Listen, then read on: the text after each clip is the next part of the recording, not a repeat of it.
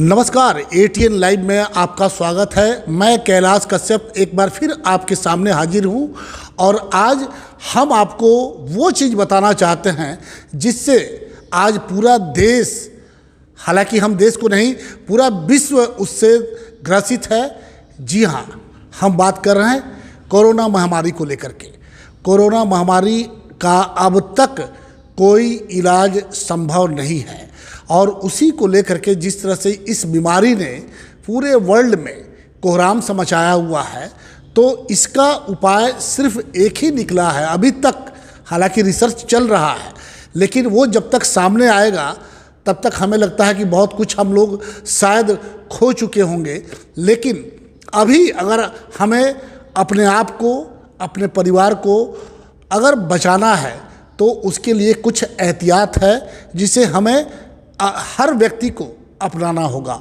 और इन्हीं सब मुद्दों को लेकर के हम अभी पहुंचे हुए हैं सिवान के चर्चित और विख्यात डॉक्टर रामेश्वर सिंह के पास, और इनसे हम बातचीत करेंगे कि इस कोरोना महामारी को लेकर के जो आज तरह तरह की बातें हो रही हैं। कोई कुछ कहता है, कोई यहाँ तक कह देता है कि झाड़ फूक और मंत्र से इसको हम भगा सकते हैं। लेकिन क्या वाकई ये संभव है? और अगर हमें इससे बचाव करना है तो क्या बचाव करेंगे? यह साइंस का युग है, यहाँ तंत्र मंत्र काम नहीं करता है। तो इन्हीं सब सवालों को लेकर के हम अपने सिवान के सबसे विख्यात डॉक्टर रामेश्वर सिंह के पास मौजूद हैं। उनसे बात करेंगे कि कोरोना महामारी से बचने के लिए हमें क्या क्या उपाय करने होंगे। तो सर, एटीएन लाइव में आपका स्वागत है और हम आपसे जानना चाहते हैं, अपने दर्शकों को बताना चाहते हैं कि इस महामारी को लेकर के बहुत सी बातें हो रही हैं। कई तरह के लोग ये कहते हैं कि मंत्र से भी, कुछ लोग कह रहे हैं कि मंत्र से भी ये भाग सकता है, कुछ लोग कह रहे हैं कि ये कभी भागेगा नहीं। इसकी सच्चाई हम या हमारे दर्शक आपके मुख से सुनना चाहते हैं कि ये बीमारी जाएगी या नहीं जाएगी और इससे बचाव के लिए क्या हम कर सकते हैं। मैं सबसे पहले एटीएन न्यूज़ और कैलाश जी को धन्यवाद देना चाहता हूं कि आज आप अपने चैनल के माध्यम से एक समाज को संदेश देना और समाज का जागरूकता कि किस तरह से हम लोग कोरोना के इस महामारी में अपना योगदान दें। क्योंकि एक ऐसी बीमारी है, जैसे आपने भी बताया और सबको मालूम भी है, कि ये कोई ऐसा नहीं है कि कोई दवा है कि ये मेडिसिन दे देंगे, कोई ये टीका लगा देंगे, ये वैक्सीन लगा देंगे तो हमको नहीं होगा। हमको अपना बचाव करना ही हमारा इलाज है और वही उसी से हम बच सकते हैं। हम अपने कुछ प्रिकॉशंस रखें, ध्यान रखें, उससे हम अपने आप को बचा सकते हैं। और बचाना केवल आपकी अपनी बचाव नहीं है, बचाना आपकी अब जवाबदारी हो गई है कि आप खुद संक्रमित हैं तो आप दूसरे के लिए संक्रमण का साधन ना बने, या आप नहीं संक्रमित हैं तो ऐसा ना हो कि आपकी एक आपकी गलत इसके कारण से आप अपने आप को तो जोखिम में डाल ही रहे हैं, अपने परिवार को तो डाल ही रहे हैं, आप अपने समाज को, अपने राष्ट्र को, अपने राज्य को और पूरा मानवता को आप जोखिम में ना डालें। ये बहुत ज़रूरी है और इस चीज़ को समझना है सब आदमी को। मेरा ऐसा मानना है कि ये व्यक्तिगत जब तक जवाबदारी नहीं होगी सब आदमी में, तब तक मेरा अपना खुद का ऐसा सोच है कि कोई प्रशासन, कोई सरकार इसमें बहुत कुछ नहीं कर सकती। क्योंकि ये महामारी इतने डीप लेवल पर है कि अगर देखा जाए तो तंत्र के भी, देखिए हम लोग तो तंत्र को हमेशा गड़बड़ बोलते हैं तंत्र, लेकिन तंत्र के भी अगर पूरा अपना प्रयास कर ले तो उसके बस की बूते की बात नहीं है जब तक हम हर आदमी खुद में सक्षम नहीं है, खुद जागरूक नहीं है और खुद उसके लिए उसके बारे में कुछ कर नहीं रहे हैं। तो क्योंकि सरकारें, सिस्टम हर जगह नहीं रह सकती हैं। सर आज ये लगभग 60 दिनों से लॉकडाउन चल रहा है, आज भी चल रहा है। लॉकडाउन का चौथा दौर में हम लोग हाजिर हैं, लेकिन यहाँ कुछ रियायतें मिली हुई हैं। तो जो रियायतें मिली हैं और जो परिस्थितियाँ सामने आ रही है, जिस तरह से जो प्रवासी जो मज़दूर हैं लाखों की संख्या में, वो धीरे धीरे सरकार के माध्यम से वो अब अपने घर पे पहुंच रहे हैं। पहले तो कहा गया था कि उनकी जांच होगी, थर्मल स्क्रीनिंग होगी, लेकिन अब हम देखते हैं कि वो जब रेलवे स्टेशन पे उतरते हैं या फिर जो बॉर्डर इलाका है, उत्तर प्रदेश और बिहार का बॉर्डर इलाका है, वहाँ यूपी की गाड़ी लेके आती है और फिर वहाँ बिहार की जो गाड़ियाँ हैं वो उनको उसमें बैठा कर उनके घर तक छोड़ देती है। इस तरह से, और जो खबरों के माध्यम से, अखबारों के माध्यम से आज जैसे भी हो रहा है कि जांच क्या हो रहा है हमें पता नहीं है, लेकिन अब ये भारी संख्या में अखबारों के माध्यम से आता है कि कल 15-16 मिले महाराजगंज में, 8 मिला कहीं और, इस तरह से आज वो 34-35 का आंकड़ा है। तो जिस तरीके से ये मामला सामने आ रहा है, इस शुरुआती दौर में जब एक पेशेंट मिला था पजवार गांव रघुनाथपुर में तो पूरा सिवान कांप गया था, लेकिन आज इतने संख्या में, तो ये आखिर सरकार को क्या करना चाहिए अगर उनको वो जांच नहीं करवा पा रहे हैं, थर्मल स्क्रीनिंग नहीं हो रही है, क्वारंटाइन सेंटर का जो व्यवस्था बनाया गया वो बिल्कुल छिन्न भिन्न है, तो ये आगे चल के क्या रंग ले सकता है? देखिए, आपने बहुत ही माने उम्दा विषय पे आपने चर्चा किया है। और एक्चुअली इसमें मेरा मानना है कि देखिए, एक गवर्नमेंट ने स्टेप लिया पहले तो एक दिन कि एक दिन सब लोग हम लोग बंद रहेंगे, फिर धीरे धीरे लॉकडाउन वाला सिचुएशन हुआ, 1, 2, 3, 4, आज धीरे धीरे लॉकडाउन बंद करने की स्थिति हो गई, करने की बातें हो रही है, जबकि केसेस लगातार बढ़ते जा रहे हैं। और केसेस जो आज आप बोल रहे हैं कि आज 30-40 केसेस नहीं है, 30-40 केसेस तो पता चल रहे होंगे। मेरा ऐसा मानना है कि कम से कम 5000 केसेस घूम रहे हैं। हाँ, अगर 30-40 केसेस रिपोर्ट हो रही हैं और दुनिया के किसी भी सेंटर में, भले देखिए हम लोग का एटीट्यूड रहता है, क्योंकि मैं कभी ये सोचता हूँ कि मैं मुख्यमंत्री रहता, मैं इस सरकार का मुखिया रहता तो क्या कर सकता था। तो मुझे लगता है कि मैं आम आदमी को जागरूक करने से उतनी हमारी सिस्टम के पीछे की ताकत को भी देखिए, वो भी कोई आप ही के जैसा, हमारे जैसा कोई आदमी बैठा हुआ है। आप हमें किसी को बोलना, किसी के लिए, लेकिन उस चीज़ों को, प्रॉब्लम को समझिए अगर हम वहाँ पे रहते तो क्या क्या करते जी। तो हाँ, मुझे लगता है कि जब तक हम आम लोगों को जागरूक नहीं करेंगे ना, अच्छा कितना दिन हम लॉकडाउन करके रख सकते हैं? क्या हम बीमारी को रोक के घर में लोग मर जाएंगे भूखे?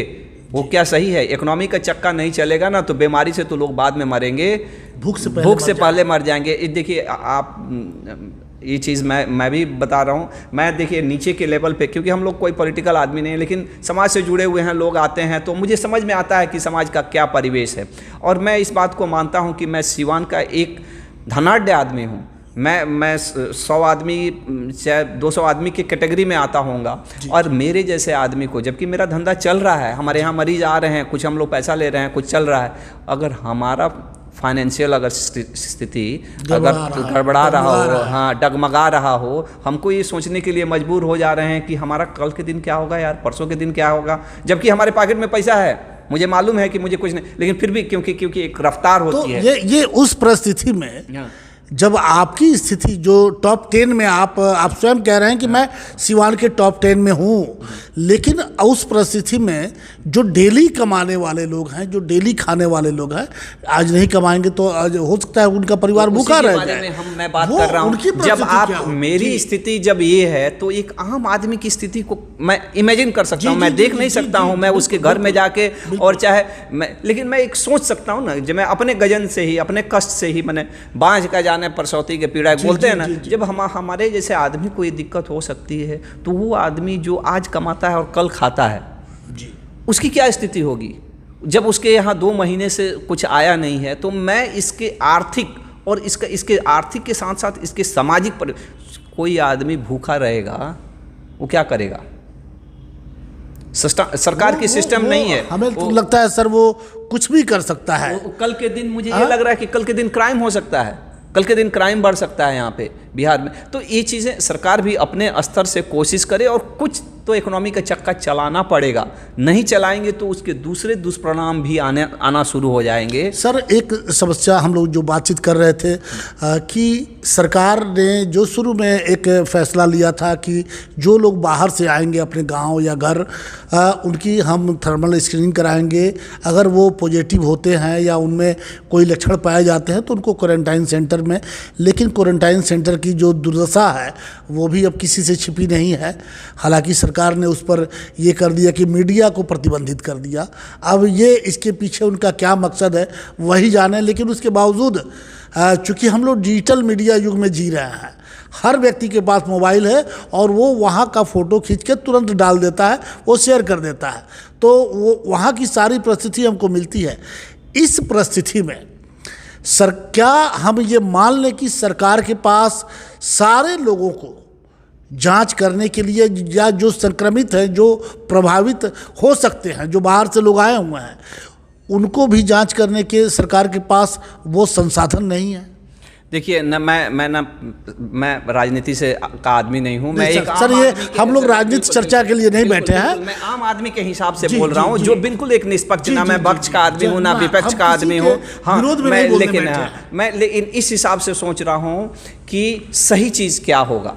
तो सही चीज़ तो जांच होनी चाहिए, लेकिन एक सही चीज़ और भी है कि क्या हमारी सिस्टम उतना सक्षम है, क्या हमारी सरकारें इतनी सक्षम हैं, क्या हमारी इकोनॉमी इतनी सक्षम है? आपको क्या लगता है सर कि आज जो हमारी सरकार है, जो भी सिस्टम हमारे यहाँ, क्या वो परिपूर्ण है कि इतने लोगों का जांच कर संभव है कि जांच हो कर सके? तो मेरा ऐसा मानना है कि चाहे इस पे पक्ष का रहता है चाहे विपक्ष का रहता है, किसी के लिए संभव नहीं है। जो अभी जिस महामारी के स्टेज से हम लोग गुजर रहे हैं, इसमें जब तक हम हर इंसान खुद सशक्त नहीं होंगे, इस सरकार की बूते की बात नहीं है। भले अभी कोई सरकार में है तो हम उसको गाली दें, हमको ऐसा लगता है कि कोई भी रहेगा। हम किसी को गाली देने या किसी का क्रिटिसाइज करने के लिए हम लोग यहाँ नहीं बैठे हैं, लेकिन हम जो आज परिस्थितियां जो सामने आने वाली है, जो हमारे ही अपने भाई हैं, मजदूर हैं, वो आए हुए हैं, कल 10 साल 15 साल दिल्ली में रहे हुए हैं, मुंबई में रहे हुए हैं, लेकिन आज जो गांव आए हुए हैं, और अब एक समस्या और खड़ी हो रही है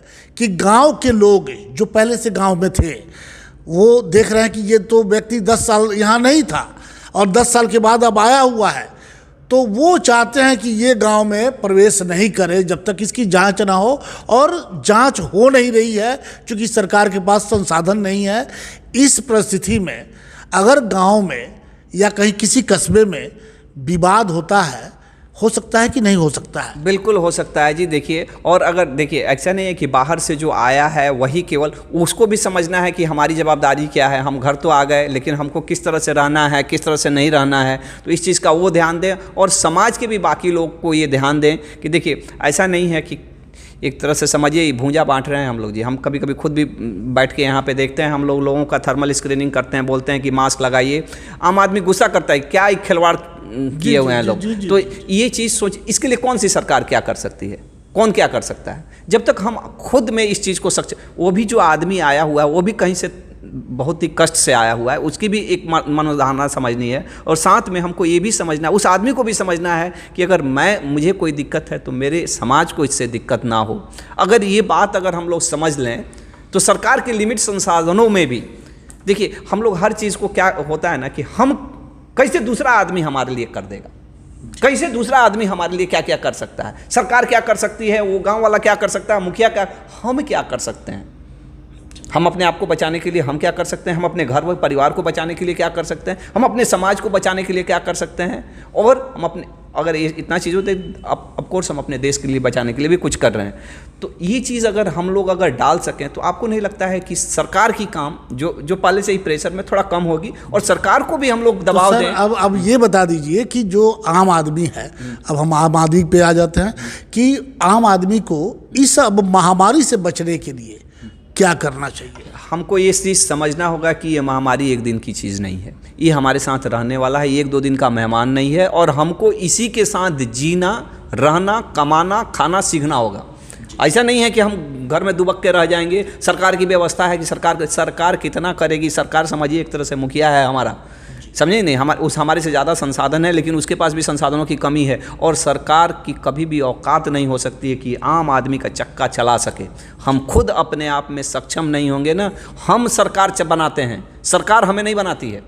इस बात को हमको समझना होगा। ये केवल ये बात इसलिए नहीं कि हम किसी को गाली मारने के लिए और किसी को पॉइंट करने के लिए कि मैंने तुम्हें बनाया है, ये बोलने के लिए नहीं, लेकिन ये चीज़ की कि हमारे से ही सिस्टम है, हमारे से ही देश है, हमारे व्यवहार से ही समाज का व्यवहार निर्धारित होता है, हमारे ही व्यवहार से देश का व्यवहार ये होता है, और हमारे ही चक्के चलने से, हमारे चलने से देश चलता है।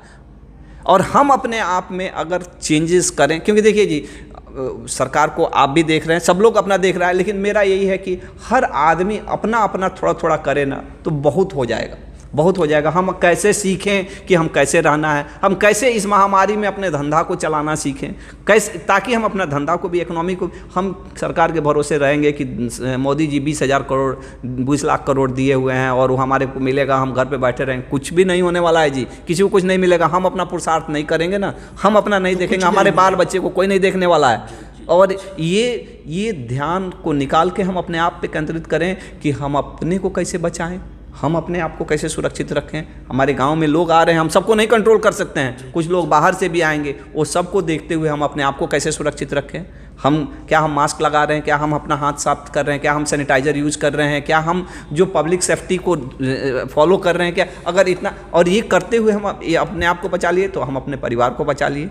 पहले तो जान बचाना, फिर जान बचा लेने से केवल नहीं होगा, धंधा बचाना। मुझे ऐसा लगता है धंधा बचाना, उससे भी बचाना। हाँ, क्योंकि ऐसा आप बच पाइए। हाँ, आप बच गए। हाँ, और धंधा बचा ही नहीं, आपको तो लगता है कि ऐसे भी मरना है आपको, तो मोदी जी आके नहीं खिलाने वाले, कोई नहीं खिलाने वाला है, ये आपको खाने का भी अपना व्यवस्था। तो कैसे हम ये सब सिचुएशन में अपने व्यवसाय को भी बचाएं, हमारा व्यवसाय चलता रहे, क्या हम करें, किस तरह से करें कि हम खुद संक्रमण के माध्यम ना बन जाएं और खुद संक्रमित ना हो जाएं। अभी सर जैसे जिला प्रशासन एक अच्छा काम कर रहा है कि वो सार्वजनिक तौर पे ये माइक के द्वारा लोगों को जागृत कर रहा है कि आप मास्क जब भी बाजार निकले, जब भी बाहर जाएं, या जब भी दुकान पे बैठे हों या अपने कहीं किसी शॉप पे बैठे हों तो मास्क ज़रूर लगाएं, या कहीं कुछ खरीदारी करने जा रहे हैं तो मास्क ज़रूर लगाएं। वो हम लोग थोड़ा सा अभी बना के बैठे हुए हैं दूरी, लेकिन ये हम आपसे जानना चाहते हैं कि ये कितना ज़रूरी है आने वाले समय के लिए। हमको इसी तरह से जीना सीखना होगा। अगर हम नहीं सीखेंगे ना तो एक्चुअली देखिए, हम लोग काम करते हैं ना, बहुत बार देखते हैं, हम लोग किसी को बताते हैं ना, यहाँ पे बता रहे हैं, बहुत लोग सुन रहे हैं, बहुत लोग, लेकिन बहुत बार जब हम पब्लिकली इनको बोलेंगे ना कि भाई आप मास्क लगा के आइए, वो मेरे पे गुस्सा करेंगे। आप पहचानते नहीं है हमको पहचानते, अरे भाई हमारी किसी को पहचान रहा है क्या? और मैं कितना बार जैसे होता है तो कि ये है, हम लोग को कुछ नहीं होगा, अरे भाई आप कौन भगवान उतरे हैं? आपको भी हो सकता है। और देखिए आपको अपनी, हमको किसी का चिंता नहीं है, हमको अपना जान का चिंता नहीं, अरे आपको चिंता नहीं है। जब सर ब्रिटेन के प्रधानमंत्री को हो सकता है, इटली के और भी कई बड़े बड़े राजनेता हैं उनको हो सकता है, तो फिर हमको और आपको क्यों नहीं हो सकता है? तो हम लोग किस खेत के मूली हैं? सिंपल सी बात है। अच्छा ठीक है भाई, आप बहुत पहलवान आदमी हैं, आप खतरों के खिलाड़ी हैं, तो लेकिन आप ऐसा ना करिए कि आपके माध्यम से किसी दूसरे को हो। हाँ, ये सोचिए भाई, आप खिलाड़ी हैं तो खेलिए, जो खेलना है खेल खेलिए, लेकिन आप एक माध्यम ना बन जाइए कि दूसरे, क्योंकि देखिए हम लोग ये चीज़ सीखेंगे नहीं तो हमारा देश का हालत, देखिए लॉकडाउन खोलना ही पड़ेगा, नहीं खोलेंगे तो बीमारी से बाद में, अभी देखिए केसेस बढ़ते जा रहा है, लॉकडाउन खुलते जा रहा है, क्योंकि अब हम लोगों को सीख लेना होगा। और अभी देखिए सोशल मीडिया का ज़माना है, हम सभी आदमी को ज़रूरी है कि ये चीज़ सीखें और ये चीज़ पे ज़्यादा फोकस करें, हम पॉजिटिविटी पे फोकस करें, हम निगेटिविटी पे क्या, हम हाथ पसारने पे फोकस ना करें, हम अपने आप को सक्षम बनाने पे फोकस करें कि हम किस तरह से सक्षम होंगे कि हम अपना बचाएं, हम अपना परिवार को बचाएं, अपने धंधे को बचाएं। हम दूसरे के भरोसे बैठे रहेंगे, मर जाएंगे, हम बता रहे हैं, सब लोग का हालत ख़राब होने वाला है। और कोई नहीं, क्योंकि सरकार की हालत ख़राब है, उसका पॉइंट ढीला हुआ है, वो आपका क्या ध्यान रखेगा जी? ये चीज़ सिंपल सोचिए ना, उसके पास उसकी स्थिति खराब है तो आपकी तो क्या स्थिति, क्या? हाँ, हमारे रोने से, हमारे चिल्लाने से, हमारे बोलने से कि सरकार को ये कर, उसके पास रहेगा तब ना करेगा। हमको अपने आप को सक्षम बनाना होगा और हमको सीखना होगा कि हमें कैसे रहना है। चलिए, आपने देखा कि अभी हम लोग बातचीत कर रहे थे डॉक्टर रामेश्वर सिंह जी से, और जितने बेबाकी तरीके से, हमें लगता है कि कई डॉक्टरों का इंटरव्यू हमने लिया है, लेकिन जितने बेबाकी तरीके से रामेश्वर सिंह अपनी बातों को रखते हैं, ये हमें लगता है कि सबको समझने की ज़रूरत है। हर आम आदमी, चाहे वो अमीर हो चाहे गरीब हो, और जिस तरीके से उन्होंने कहा है कि सरकार के पास कुछ नहीं है, हमें अपने आप पर डिपेंड होना होगा। और यही प्रधानमंत्री भी कहते हैं कि अगर हम अपने आप को सबल नहीं बना पाए तो कोरोना से तो बाद में मरेंगे, भूखमरी से पहले मर जाएंगे। लेकिन हम आपको एक बात और कहना चाहते हैं कि लॉकडाउन 4 चल रहा है और जिस तरह से रियायतें दी जा रही हैं सरकार की तरफ से, उस तरीके से बीमारी भी बहुत भारी संख्या में सामने आ रही है। हम लोग लॉकडाउन का नियम को पालन करते हुए हम अपना रोजगार भी करें, क्योंकि ये सबसे ज़रूरी है, और एहतियात भी बरतें। यही शायद सबसे बड़ा, डॉक्टर साहब ने भी कहा कि इससे बड़ा कोई दूसरा उपाय है ही नहीं।